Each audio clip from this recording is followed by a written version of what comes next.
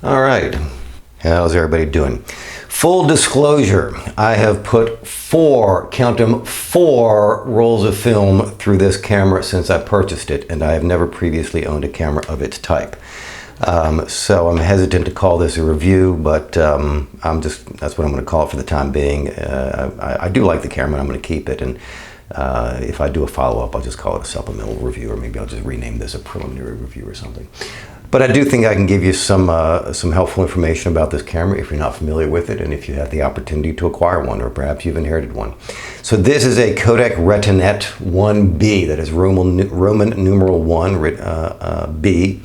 Apparently the B indicates the presence of the selenium light meter, which is right here. This is known as a type 045. There were two different type Kodak Retinette 1Bs, I think. I think there were two different ones. By the way, there's a rather active collector community for these things, and you can find out more than you ever really needed to know if you do a little searching online. We'll talk about that in a minute.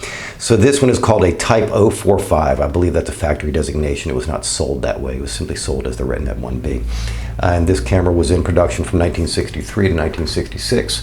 And there were roughly 250,000 of these things produced, so they're not that hard to find. And they're not inexpensive, they're not expensive, they are quite inexpensive. And they're not hard to find in good condition, so it's worth considering. They were made in West Germany by Kodak, the American company, and it is the last of the Retinette series. The Retinette series was the budget version of the Kodak's Retina rangefinder series. The Retina was a very popular line of rangefinders. Production began shortly prior to World War II and continued well into the 1960s. It comes with a Compur leaf shutter. Compur is a well-known brand of leaf shutter, which was used throughout the 20th century for the most part.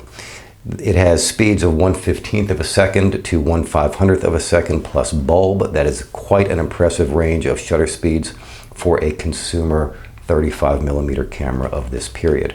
It comes with a coupled selenium light meter. Let's talk about that for a second. This thing right here, this is the selenium light meter, or at least this is the light gathering surface of your selenium light meter. Selenium light meters, this was the oldest light meter technology, which was fairly common in the 1950s, less so in the 1960s. And it did not require a battery, and it used some substance called selenium, and apparently, you can correct me if I'm wrong if you know more than I do, but my understanding is the selenium in these light meters is a material which sort of wears out over time. It's almost as if the selenium can absorb a certain amount of photons, and then after that it just sort of dies off. Which presents it's an advantage and a disadvantage. The advantage is if you can find one of these cameras which has been stored in a dark closet, or which has been stored with, say, the cover on, such that the selenium meter has rarely, if ever, been exposed to light, then you've basically got a fresh new light meter. This light meter on this camera works, and it works well. It slightly overexposes, but not by that much. And it's actually it's quite impressive.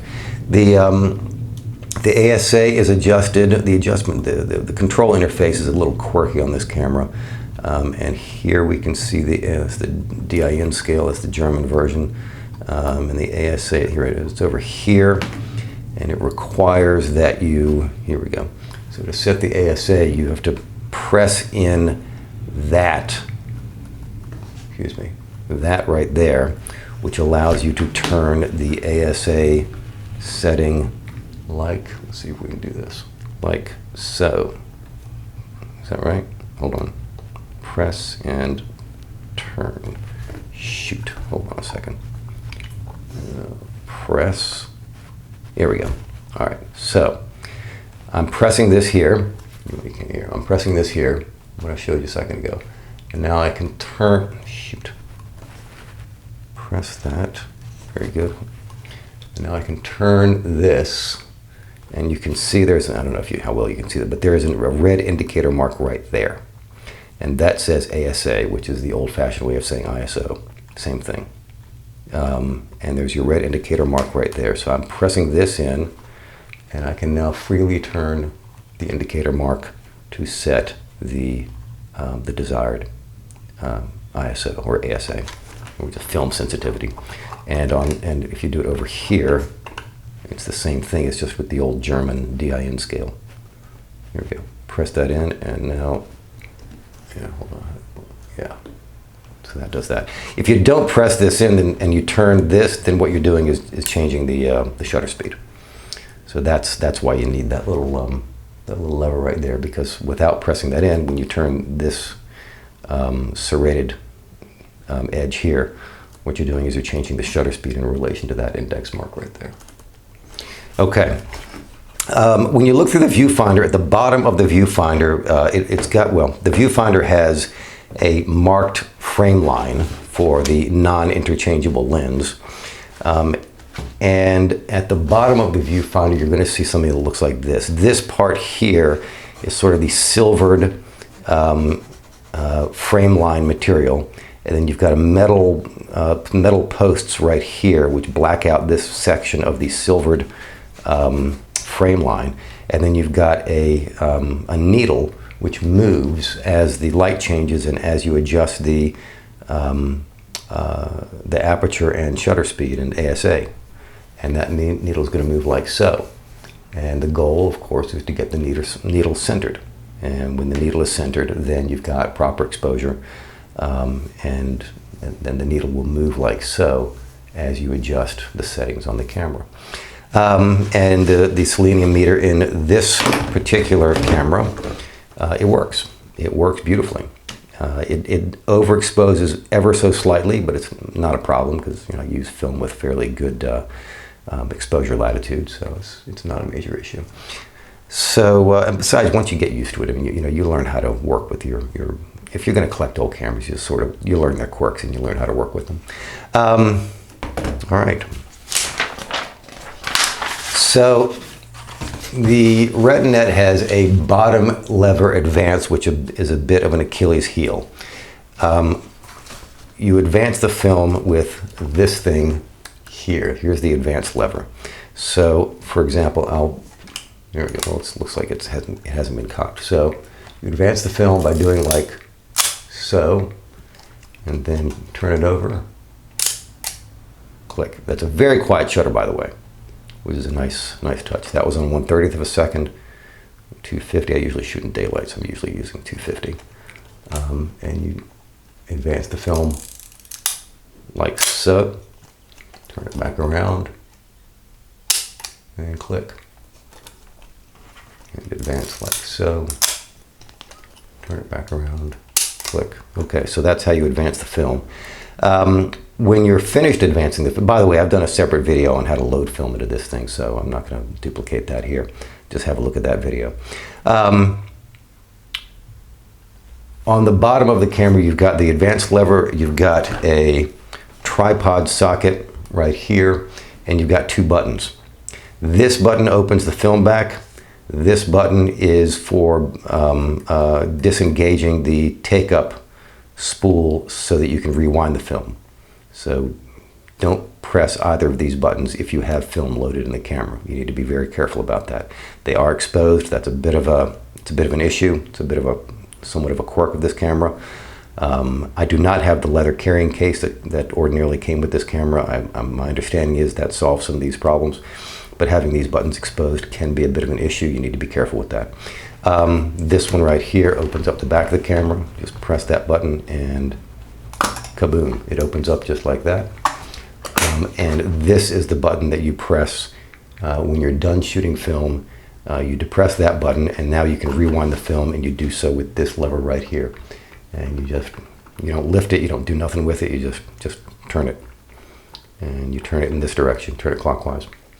Until you feel the film disengage from the take-up spool over there, which you can feel. You'll feel the tension relieve as soon as the film leader exits the take-up spool. So again, old-fashioned knob rewind and a bit of a quirky bottom-mounted lever for advance. Let's see here. Let's talk about the lens. Oh, also, yeah, I wanted to mention the Achilles heel aspect of the advanced lever. So the advanced lever is made of plastic, and that's, in my opinion, that's a problem. I mean, it was done in order to save money, to make the camera affordable, because this was a budget camera. But this is a bit of a problem. I posted earlier a question in a Facebook group for collectors of this camera. A question about how much of an Achilles heel is this thing. One person responded that his recently broke. Another person responded that he has one of these cameras and he replaced the plastic advanced lever with a metal advanced lever, I believe from the Retina series. And there is like this crazy collector community for these things, and they swap out parts like like hot rods, and like hot rodders in the 1950s. So like apparently, if you know what you're doing, you can swap out the plastic advanced lever for a metal advanced lever if you get a parts camera which is compatible. And don't ask me for details on that. All right, what else we want to talk about? The lens. So this camera comes with a Rodenstock Realmar 45mm f2.8 lens. It is a 3-element design. 3-element lenses are often referred to as triplets. And this is just my subjective impression. I haven't bench tested the lens or anything, but this is a low contrast lens. It produces noticeable pincushion distortion. That is, objects in the center of the frame. If you have like a long object along the side of the frame, it's going to look elongated slightly. I believe that's indicative of pincushion distortion. If that's not right, please correct me. I think it's distortion. It is distortion for sure, and it is the kind of distortion which elongates objects which are located towards the edge of the frame. And I believe I think that's pincushion. The sharpness is adequate. It's nothing special, but it's okay. So why would you want a camera that has low contrast, noticeable distortion, and mediocre sharpness? Well, frankly, because I like the results. I'm going to put a link down below to my Flickr album where I've got images taken with this camera. And honestly, I'm impressed. I'm impressed with some of the images it has produced. It's a really great beach camera. I got a lot of like sand and surf, sort of semi-abstract-y kind of sort of shots that I like to do because I live by the beach. I took some shots of this brutalist poured concrete style war memorial out by Beersheba, which and those came out really well. I was really impressed.